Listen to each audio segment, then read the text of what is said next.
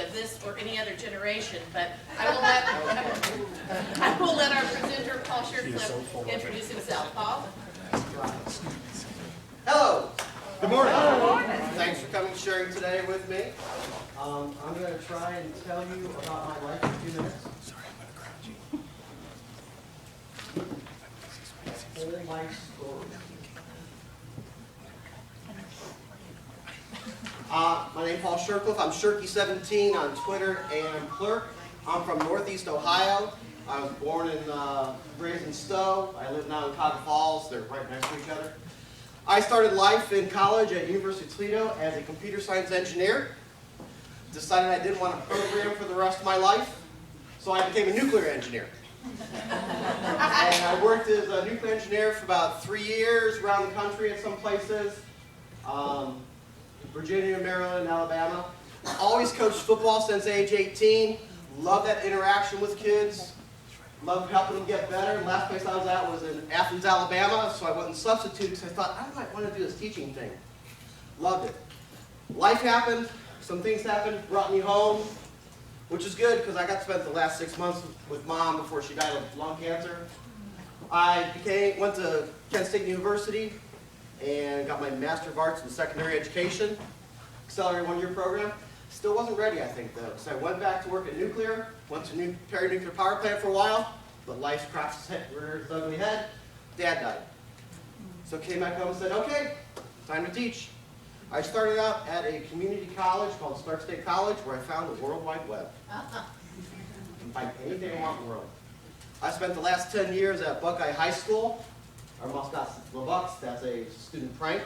I taught physics and math for 10 years. You can't really see that, but it's got a camcorder, microphone, some speakers, and a bamboo, because I'm a tech geek. My classes are kind of a lot of hands-on projects, especially physics. We make a lot of stuff, but I'm also working with e-portfolios. And this is my room. The janitor doesn't like to come in there because the desks are never in the same place for a very long time and they're not straight. So we just got to clean it ourselves, especially because when we make a lot of stuff, we make a lot of mess. So that is me in 2 minutes. So I have a website with all the screencasting information. It's honeycutme/podstock12 screencasting. And this is what the website looks like. So using Kevin's URL shorteners, which are great. And I just have a bunch of the information and links there. Kind of like 7 things I'd like to go through today. And I'm hoping for like a half and half session, about maybe a half hour, and then a half hour for you to play with some things and see what you can try. I actually have a link at the bottom where it says practice and share, that if you actually make something and publish it, post it kind of thing, you can share that link with us and we can kind of talk about it if you want. A little bit about what it is, some examples from my students and me. Why do you want to do this? We can talk about that. How are you going to make them available to people? Because you just made a screencast. Now what do you do with it? So then we get into the tool.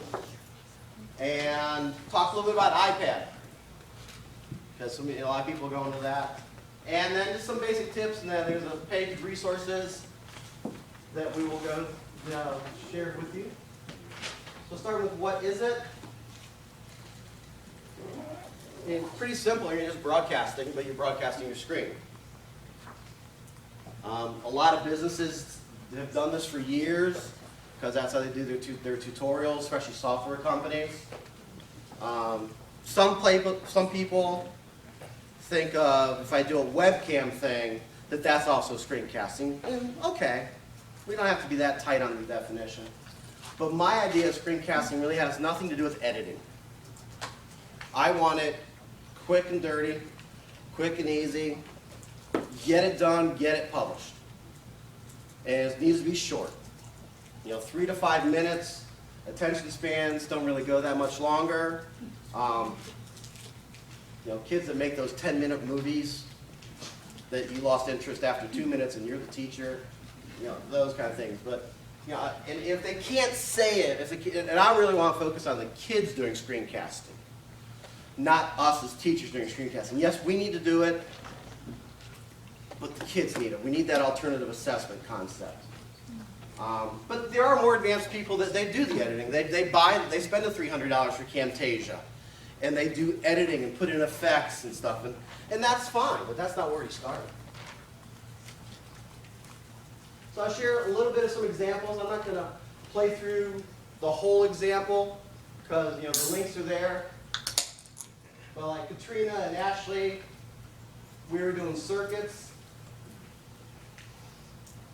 and there's a web-based circuit creator for electric, and they had to show that they could do a series parallel circuit.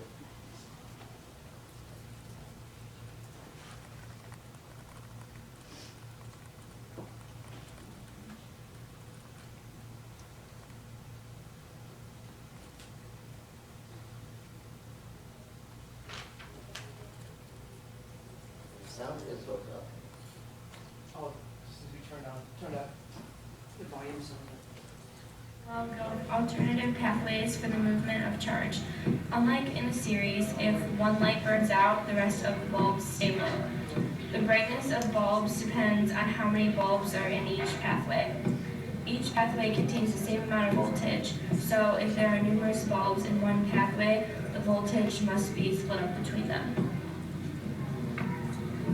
Some of the kids started their screencast with the circuit already made and just described it. You can find the current by dividing the voltage by the resistance. The current will move slower as the amount of resistors increases. But I want the audio and the picture, because I want them to talk about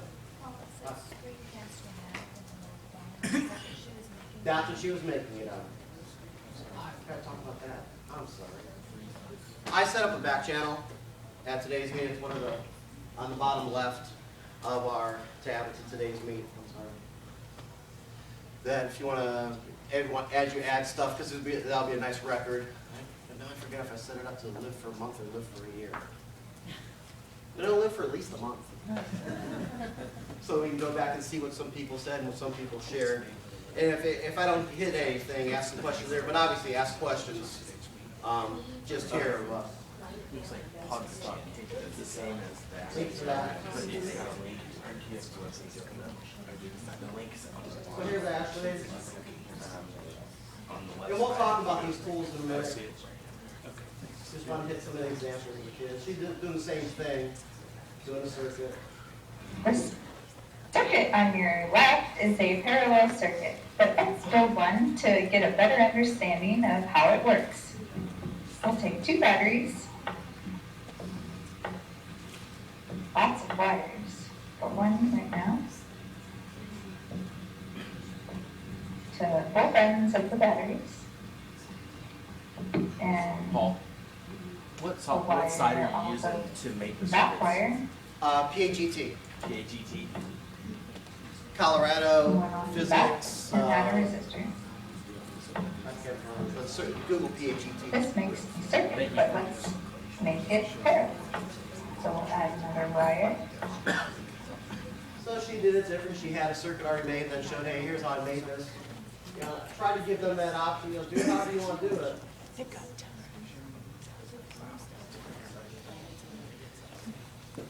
This was a girl who actually has done some screencasting on her own. So she's even got the playlist of her stuff set up in there because she'd already done some. And we were working on construction.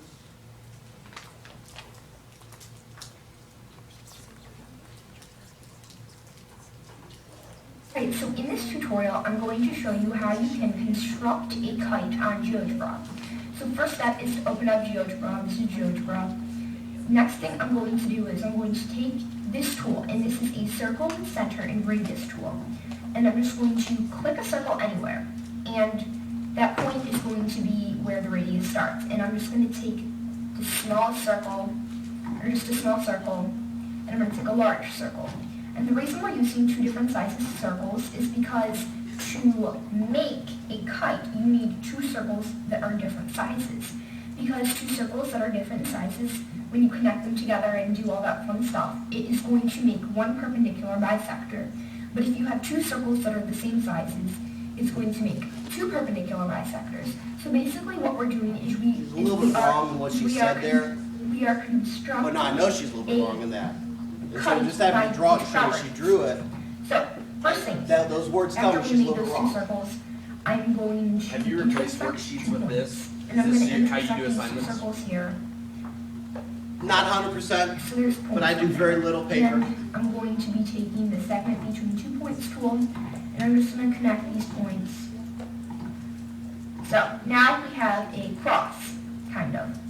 So Emma was actually a pretty motivated student, very conscientious, really wanted to do stuff. Dean, there's something, are you checking the back channel, see if anything popped up there? Here's, we need to see this because there is an issue sometimes when you're merging some different technologies. See how big it is To now? construct a square, you would have to start off with two It's not in the full window. congruent circles. It's because we embedded an You'll make four SWF circles, the inside of radius a 3. player that had something for an SWF, Next, we will a make packet for an SWF, so the it kind intersecting of shrunk it down. It's like, why is it uses an small like intersect this? two objects. Okay, no big deal, I don't care. I can So still we hear it, see intersect it. C I can blow it and up a little D, bit bigger. both But it top also and bottom. starts at different times.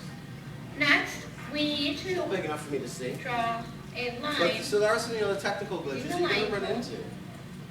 through C and D, as well as A and B.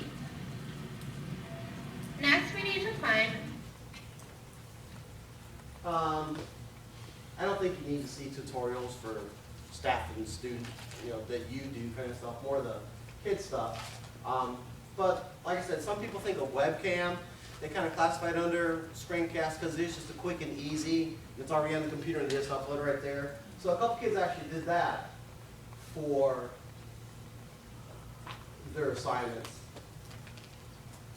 And these are some girls that are having fun. We're not allowed to do that. Relative and absolute error by Stephanie Pegu and Melanie Jones.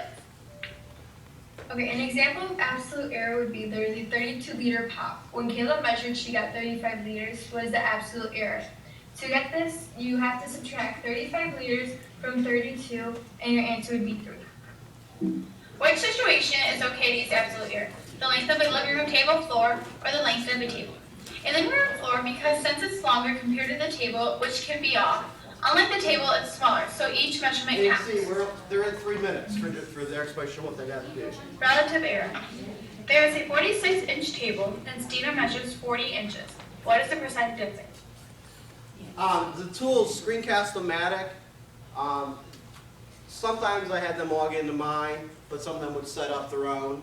But some of them there's no login necessary. There's Screencast-O-Matic. We'll talk about the tools. Jing, because I wanted to use Jing Pro, which is going away. I had to have them log into mine because they didn't get a Jing Pro. So it depends on which tool you're using. But I like that they just recorded it in the iSite and then just uploaded it and then published it. Got the embed code, published it. And then something I hadn't thought of doing is what I was doing with the iSite is I had a couple of laptops and a couple of these boys put the whiteboard up on the wall, sat down on the floor, put the whiteboard up on the wall, put the laptop on the floor, and just turn the camera to the whiteboard. This is Corey and I summary order combinations and permutations. Combination simply means order does not matter. Permutation means order does matter. Okay, this is the first example of a combination. 8 golfers go out for an outing. First, second, and third get a $200 prize. It's a combination because first, second, and third get hey, they get the same prize. But to solve this, you would do 80 over 77 factorial, 3 factorial. Because you start off with 80, you take away 3, you get 77. Since you have 3 left, and it's a combination, you have to put the 3 there and divide that everything by 3. The answer you get, I'm not going to write it, but it's 82,160. Okay, this is an example. So the explanation, it's not just he's got the numbers there. He tells me why he's putting the numbers where he's putting them. I'm getting more and more to the point. I want kids' voices. I want kids talking about it, explaining it, saying what's going on and what they need to do. So they're there if you ever want to watch them again, see the whole thing. Why do you want to do this? 4 main areas I kind of think of. PD, for teachers, getting stuff. And say, come watch the video, sit here for whatever long. Pretty simple. Tutorials for students, the flip the classroom kind of idea.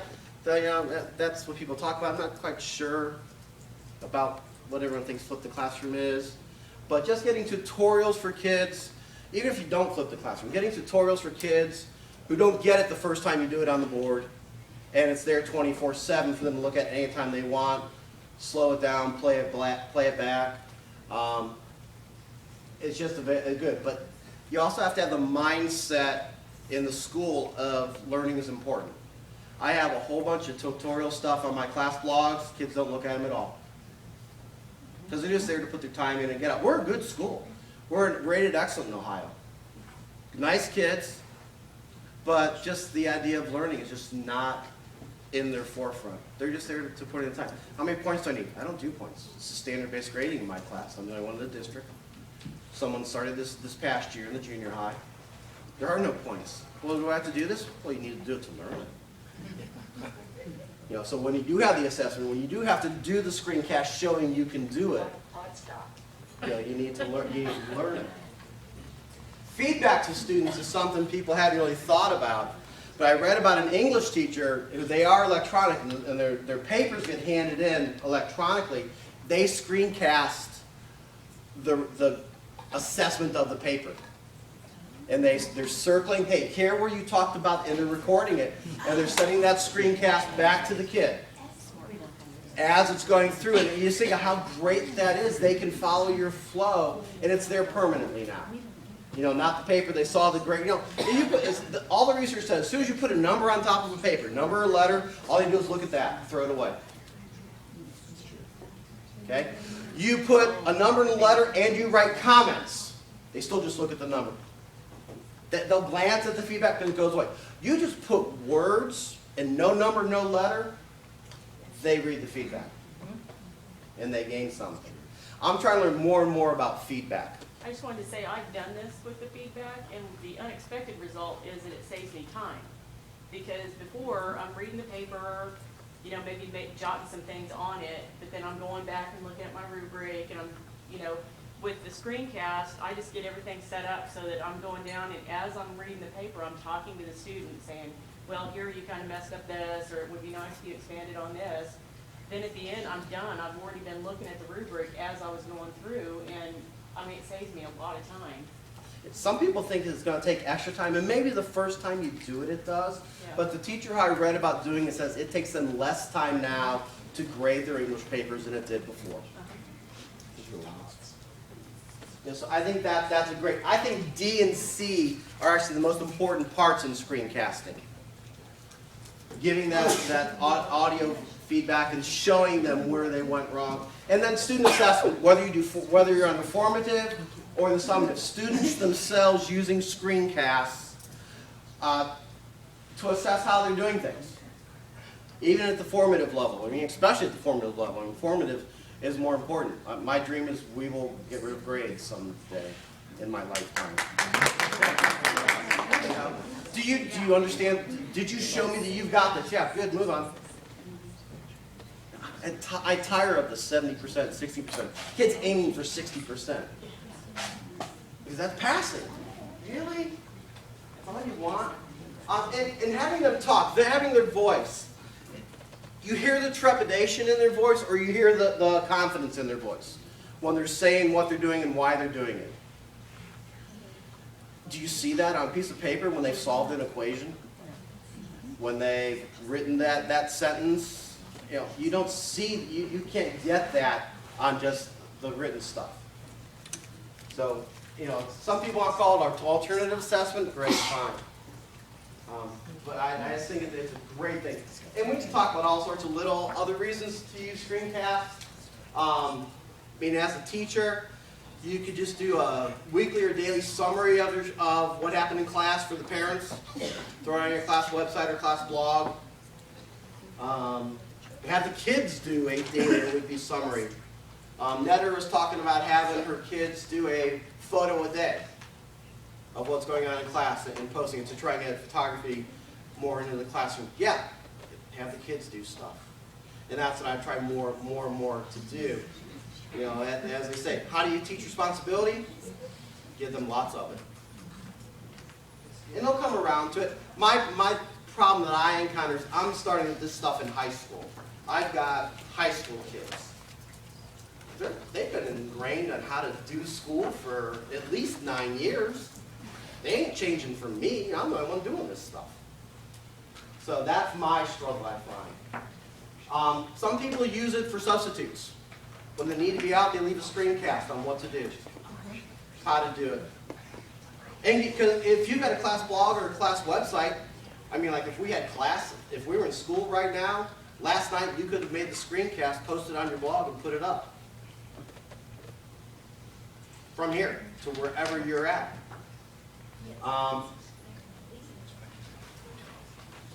And it also centers around the idea of blooms, but not just any old regular blooms, but inverted blooms, where create is the biggest thing. Or some people who want to do blooms this way will still have the same shape of the pyramid, but create is where we need to start. Because if you work with the creating, all the other stuff comes. And the critical thinking, the remembering. Do they have to remember stuff to do the screencast? No, they have to have a script. But you know, if they have that script, they finally wrote it down, and then they had to record it, and then they had to listen to it back to see if it was good, if it was not just good enough, but if it was good. I mean, the times they got to do that, I mean, it just feels better. You know, the other way is Kathy Schrock's new way of writing blooms, where it's just a bunch of cogs that work together, but creating's the biggest part. Yeah. So that's, you know, I'm really trying to get more than creating. Even when we do the hands-on stuff and building trebuchets and building rockets and building mousetrap cars and building tuning forks.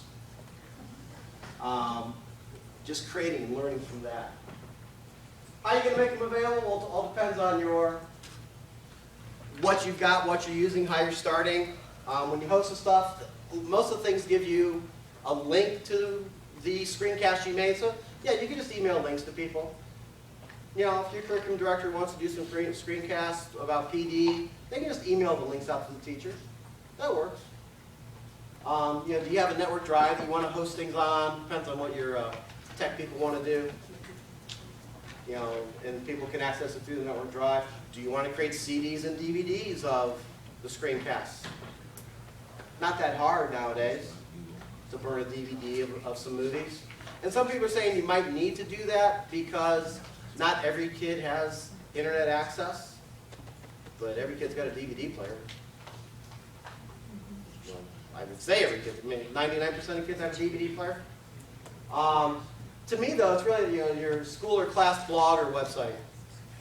That's where you're putting stuff. You're publishing it, and even the kids. I've been working e-portfolios for a few years. My kids all have blogs.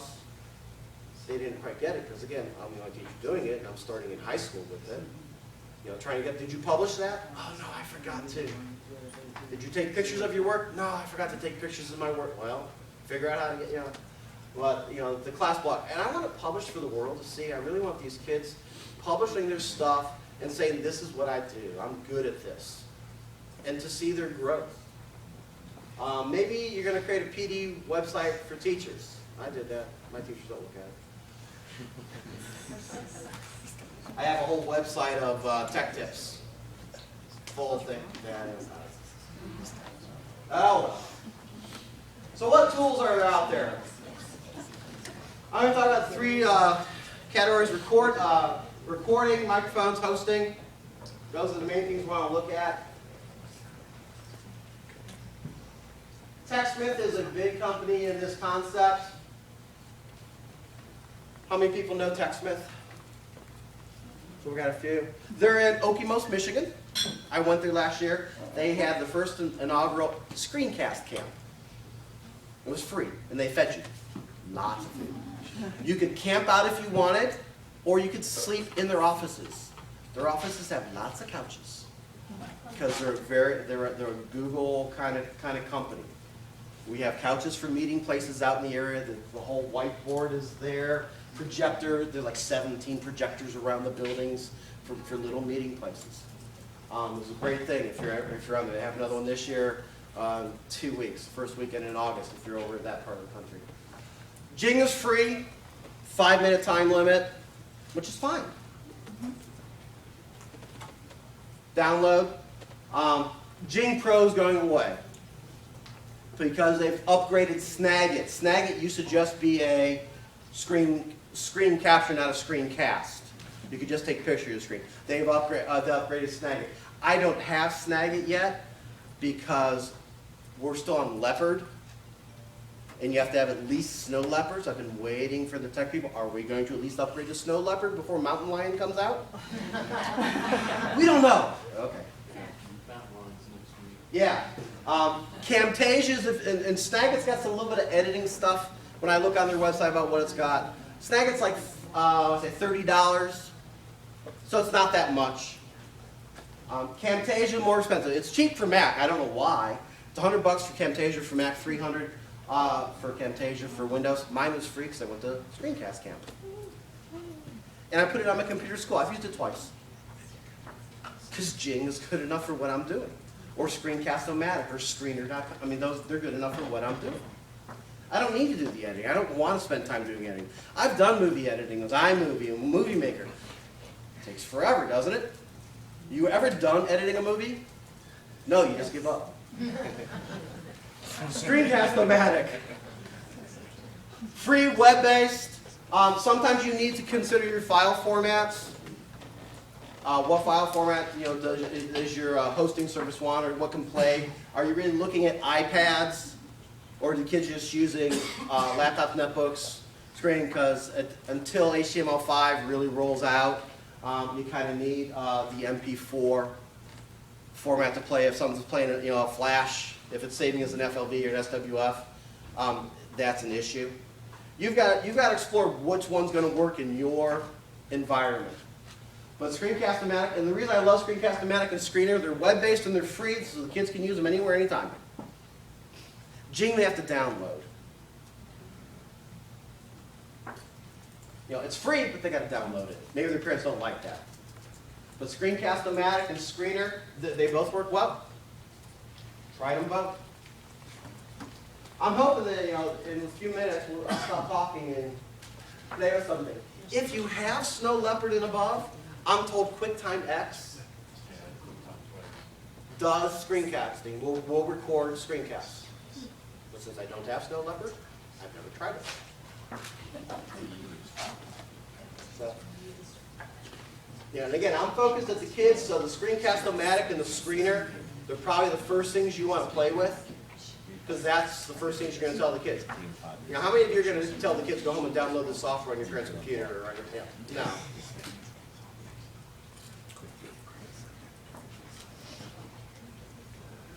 If you have a built-in microphone in your computer, it's usually pretty good and it's usually okay, at least to start. Don't need to spend money to start. It'll be okay, but you will notice a difference if you go to using some microphones. Blue is a nice microphone company. Find whichever ones you love.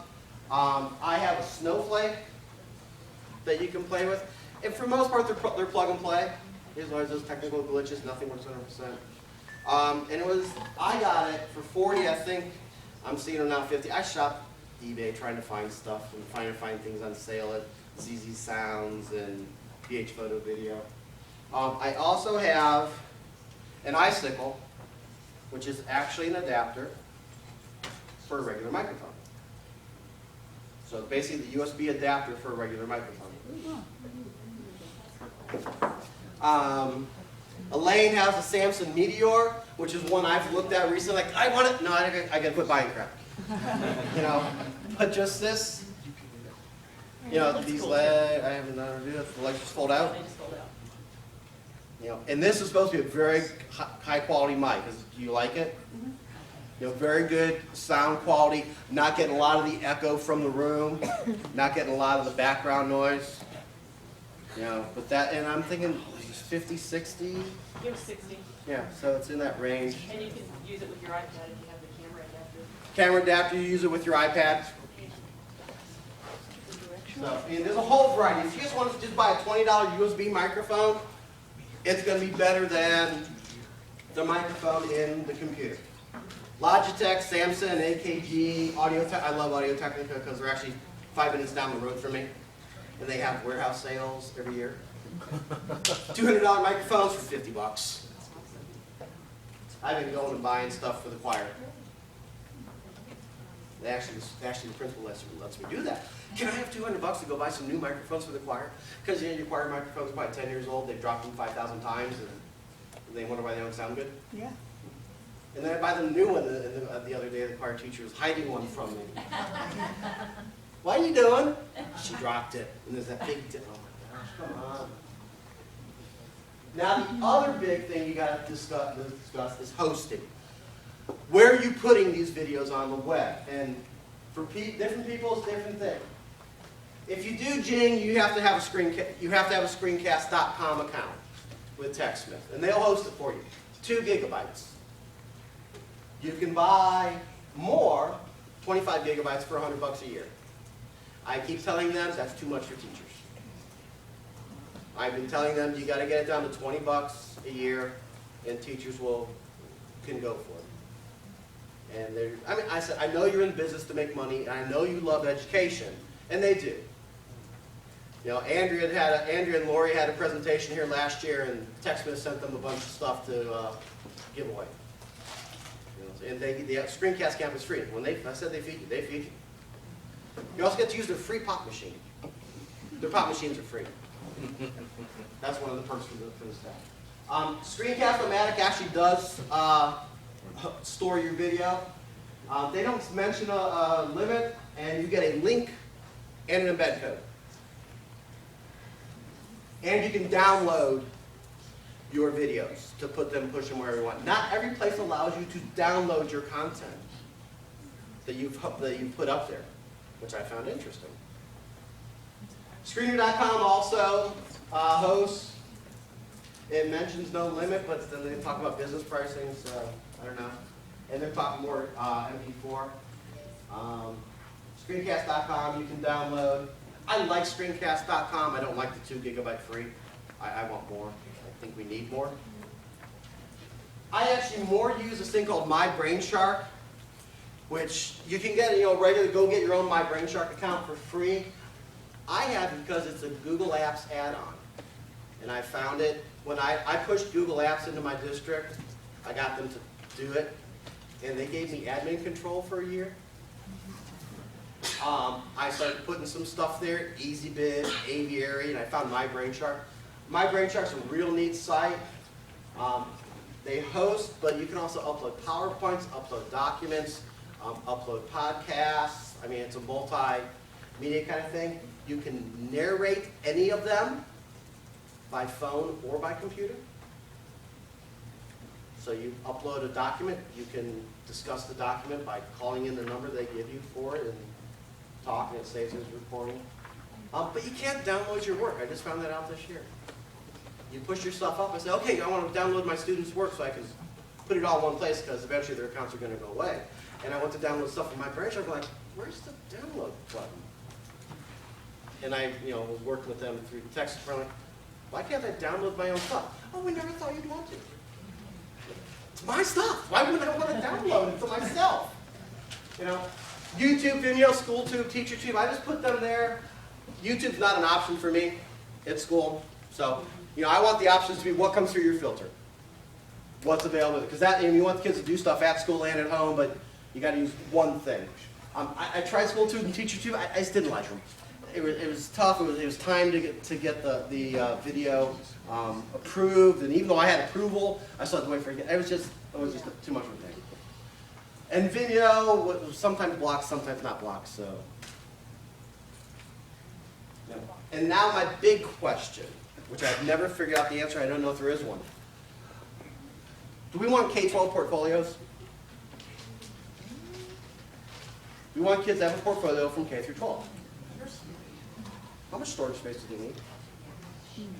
Because I'm talking video. Because that's the biggest chunk of storage. But yeah, they're going to have documents and all this. 100 gig? I don't know. How much is it? How much do I as a teacher need to put all these videos there? I don't know. I mean, it's new. And who's going to give it to me for free? Because I'm a teacher. I'm tired of buying my own laptops for my classroom. And so that's been my question for a few years. Screencast 2 gig, but oh, you're wonderful, but I think I need more. Because YouTube's not an option for me. So, hosting is a thing. Now, iPads, and a lot of you are dealing with iPads. There is nothing to do on iPad. iPad's worthless, right? I have one in my classroom. But you can't actually screencast an iPad. Yes and no. Somebody came out with display recorder, and it got pulled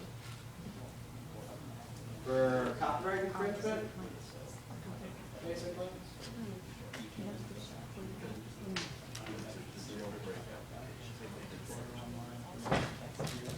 Mirroring. But there are a few apps that do whiteboarding.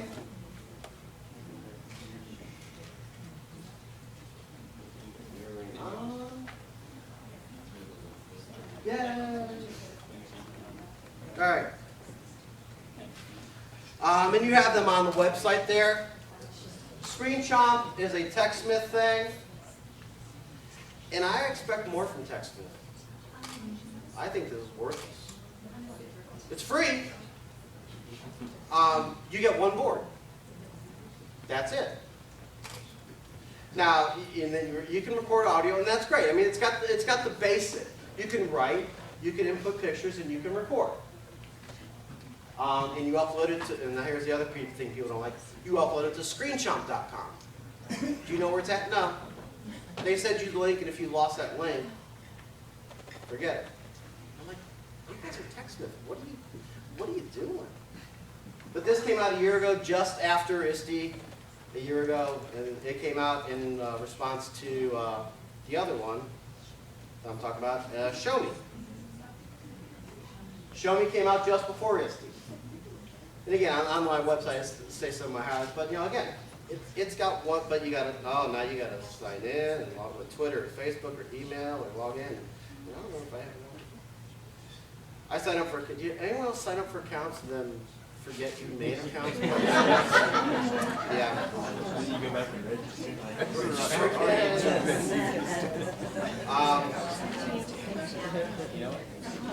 That is Board of the conference one day. that was but I don't like Show Me. No, you should be going down and show us. One screen is all you get. So I'm not going to bother logging into Show Me. The two best ones right now, Educreations. Educreations is free. You can do multiple screens. You see down at the bottom it says 1 of 1. We can add boards to it.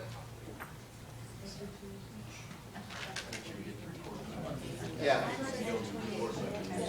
Yeah, and then you do, and then you can record the audio. Yeah, and that you're just recording on a screen. So I want to record something, talk about something on screen 1. I record on screen 1, and then it's not going to go to screen 2. I have to go to screen 2 and then record on screen 2. But you're getting multiple screens in the same thing. Now I just drew it. Then I drew a different line on screen 2. Okay, gotcha. I thought it was the same. No. But, so, I mean, could you do the same thing and show me? Yeah, you'd have to erase the board. And everybody that has smartboards loves erasing their boards, right? Oh, yeah. My kids go up and erase somebody's work. I'm like, why didn't you just erase their work? Do a new page. So we go back and look at what they had. The one I like best, but it's $3, and that's Explain Everything. And it just has more features, more export, more import capabilities. You know, we're importing from Evernote, Dropbox, import from Photos from Box. You know, look on the left where you've got more tools, more call-outs that you can play with. Does Educreation give you a link and all that URL and everything? Did I not write With that down? Educreations, you can get a link, but you can set up your own page for your classroom. Your students can join it. You can set it up for your school. You can set it up for your district. That's the big selling point of it, especially with the other two. And they're also really cool people. If you email them with questions, they'll get right back with you. If you're on Twitter, it's just @Educreations. Yesterday there was some of us in Oklahoma and Texas tweeting back and forth about some screencasting stuff, and all of a sudden Education jumped right into the conversation. Wow. So, As soon as you sign up, they send you an email immediately and say, saw you signed up, do you have any questions about our anything? Okay, very nice. I like putting all my stuff in one place. Yes. So I'm going to do some iPad screencasting. I'm going to do some computer-based screencasting. So for me to put some stuff at the Education, my Education account, and then put some stuff at the Screencast, I try not to do that. I'm trying to keep it all in one place. And also with kids, I'm trying to keep everything to one login. And that's not always easy to do. But here the nice thing, here's the timer down at the bottom. You know, it's got some nice features to it. But again, it's $3. So if you buy in, Explain Everything for everybody, it runs into money. So then go with Education because it's free.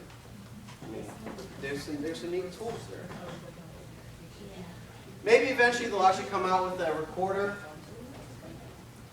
for iPad, but TechSmith says it's an Apple issue.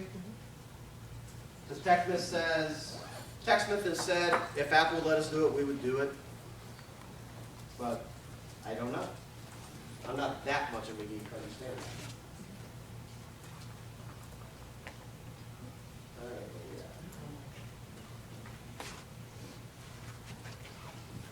some real basic tips. Things we never thought about. Who has 27 icons on their desktop and scattered files? It's visual problems. People are going to be drawn up. What do they got on their desktop? Oh, they got that. They were playing that game. Yeah, make a new user that's got minimal desktop. Just if not, just maybe there's a couple programs that you're going to show or use. So make a new login that's just for screencasting and it's blank. Desktop. Visual computing.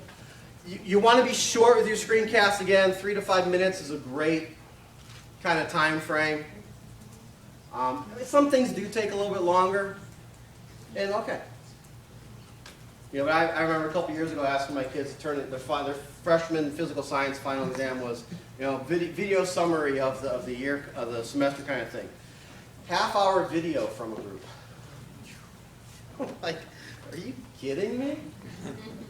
I did watch the whole thing, but it's like, okay, come on.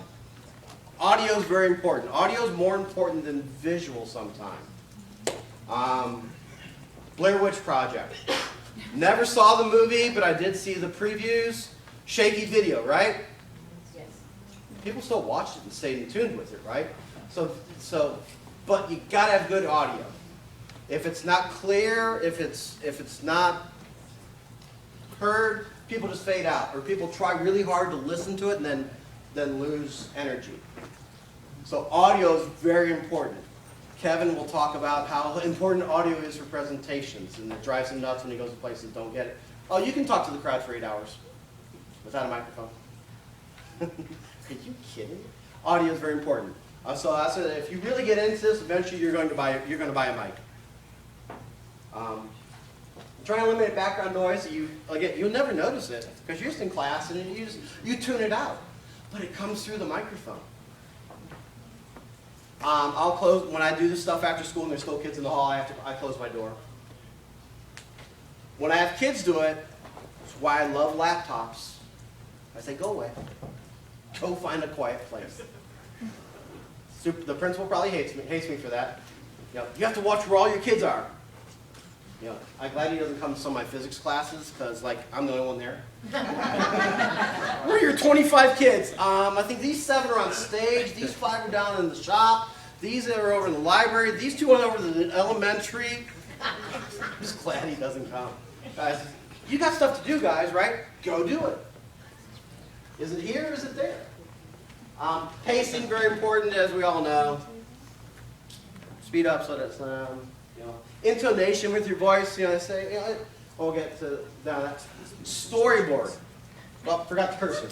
If you're going to do stuff that's like demoing software, you want to slow your cursor down. There's settings in the computer, and you want to make your cursor big so people can follow it. That's why some of the screencasting apps pop up a red circle on the cursor. I forget if it's Screencast-O-Matic or Screener that does that. Storyboard script, especially when you're having kids do this, they don't get to wing it. We get to wing it. They don't get to wing it. And TechSmith talks about a 2-column thing. 1 column is what's happening on screen.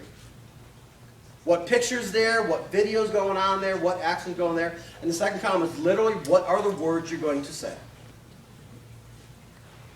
Now TechSmith, when they're talking about screencasting, they're talking about recording video and audio separate and putting them together in the editing. I'm not talking that. But we still want kids to storyboard. What picture are you going to put there and what are you going to say about it? Plan it out. Practice, rehearse. I'm not afraid of making mistakes anymore. That's the sign. As you come in my room, quote from Mythbusters, failure is always an option. I'm going to make mistakes and fail. I'm going to go fix it. Sometimes I record a screencast 3 times. Well, why? Because I actually didn't practice it before I started recording it. I just went, hey, if I got to hit record again, I'm only wasted 3 minutes of my life. So that's my practice. If it came out good, I'm done. Change your voice, change the inflection. You can't stay on monotone, can you? So neither can the kids. And you want the kids to learn that too. It's a story. How do you tell stories? Jack and Jill went up the hill to fetch a pail of water. You don't do that. You don't want that. So you play with yourself. Make it big. You're not on screen. Make your voice big. Make it up and down and over and down. Quiet and soft and You're going to make mistakes. Life. Any other tips people think of?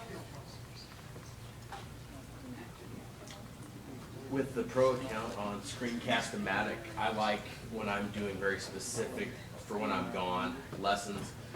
I can type in a script, and so when I record, I've got that script. I record the audio, and so then I go through and don't have to worry about talking as I'm going through the procedure. I just paste it with the audio that I recorded. So that's a really nice tool that's helped me a lot. So Screencast-O-Matic Pro. Yeah. But I can talk about TechSmith, and they do have a new app called Coach's Eye, which I've actually used a little bit of, which is kind of screencasting in a way, but you're able to go back and video what the student's doing and actually work on the video, kind of the same way editing we were talking about earlier, which is a little helpful. Coach's Eye has an app from TechSmith that she's talking about. Oh, it was designed for coaches to analyze athletes' performance and be able to do some stuff right on there. videotape it right there. Coach's eye.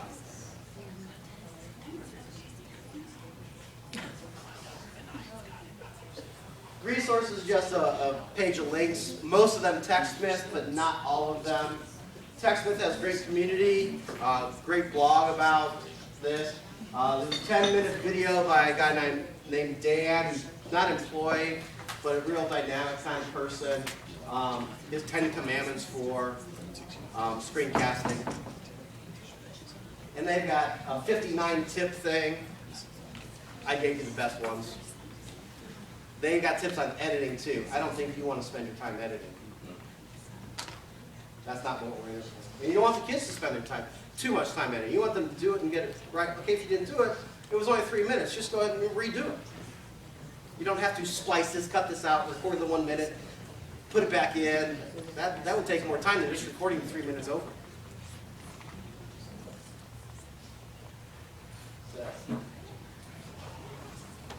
Did I miss anything in the back channel that people needed to know right now? So, which one are you going to try? Educations, because you've got iPads. Go up to Screencast-O-Matic, see what that one's like. Where are you going to host your videos? That is a big question that you've got to encounter. Where am I going to host this stuff? Because you want it to live on the web. Because that's how you get people access to it. Does everybody have a class blog? Okay, and that's where you're gonna finally put it. I had trouble getting through to my kids with their portfolio. They thought they were just blogging. We're blogging. I said, no, you're creating a portfolio. Your video is about this. I'm just blogging. No, it's not about the blog. That's just where you turn stuff in. That's just where you paste stuff. Now, it actually took me a little bit to get the kids to understand embed code. Everyone knows what embed code is? Embed code is the code that the video has at the hosting site.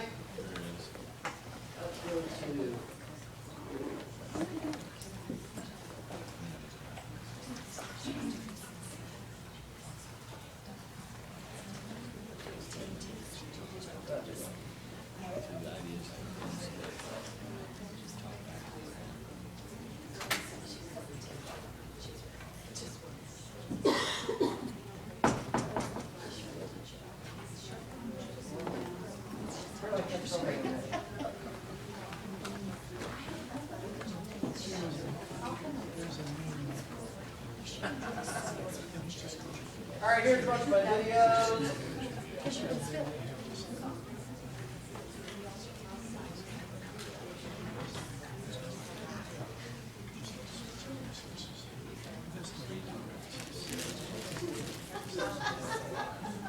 So, if I just want to send somebody a link, here's a link I need to send them, or just a link to put on my page, and that's fine. But if you want the video to play in your blog, you need to embed the video. And that's embed code. It's a whole paragraph of code. So you had to tell the kids you got to copy that whole paragraph of code, and you kind of got to learn that it starts with an angle bracket and it ends with an angle bracket. Because you ever had the thing where you scroll the mouse, you don't copy the whole thing? Well, guess what? You don't copy all the code, it doesn't work. So you got to teach them to do that. Okay, now you publish a video, great. Get the code, and then you go to your blog or your website, wherever you're putting it, and you would have to go into HTML mode. You have to go into code mode and paste the code, and then the video just shows up. There's two modes on any blog or website. Some call it compose, some call it WYSIWYG for the regular stuff that you want to write and type. And then the other is either called code or HTML. When you copy code, you need to be in code mode. One of the things that I use is Classroom Collaborate, and I like it because when you put your videos on there, you also can put some content questions that are directly related, and then you get the collaborative aspect of people watching and commenting on it. And that's good. And that's what the collaboration comments, one reason I went to blogs instead of wikis. Wikis are great for people working together on one thing. Wikis are not great for me commenting on your stuff and somebody else commenting on your stuff. What blogs are for the comment box. And we were talking the other day, Brad Flickinger and a bunch of us, about what we want. Well, we kind of want to open up a program that's got a folder. I'll click on third period and it opens up a folder with all my kids' stuff and all their stuff. You know, this John's stuff is here and Amy's stuff is here, and I click on that and I see that there's 3 new things and I click on that and I can record right back on top of that and put it right there. For that. Yeah. So. One thing that I found with Screencast-O-Matic, I really like it, but when I built my web pages in Google Sites, the embed code is iframe. And so it's frustrating. Just go in and delete iframe and change it to embed. Right. Really? Just change that's all you have to do? Yeah. Okay. I like Blogger better than I like Sites. You can actually create a blog in Google Sites, but embedding stuff for some reason is easier in Blogger than it is in Google Sites. Yes. Why? It's the same freaking company. How can this not be? You know? So you got some things to look at? You got one thing to look at? Because yeah, you don't want to be overloading. Too late. And I put all the resources there. You got to find which one works for you in your environment. What's the best program you use? Well, me, Snagit would be when I get to buy it in Screencast.com. For you, it might be something. Maybe you can use YouTube, and YouTube's going to be so simple for you. YouTube is not an option for me.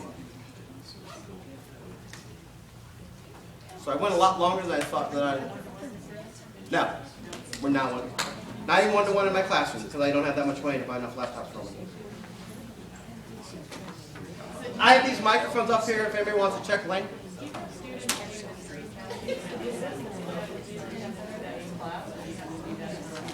In class. Yeah, pretty much most of the kids' work is in class. There are a few kids who do some of it at home. Like the one example, the girl who had the playlist, she did that all at home. She's into that. Thank you very much. You want to play with the microphones? See if the microphones work in your computer. Come on up. I actually hope that we can play more and share.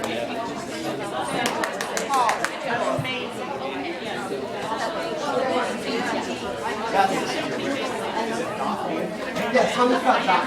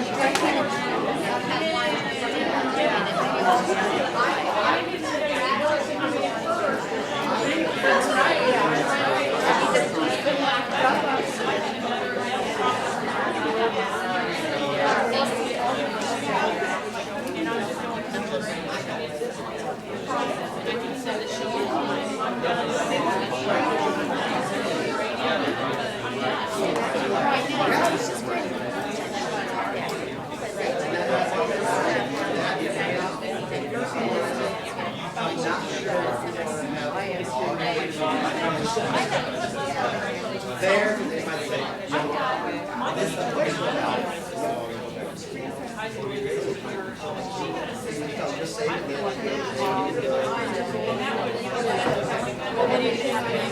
it.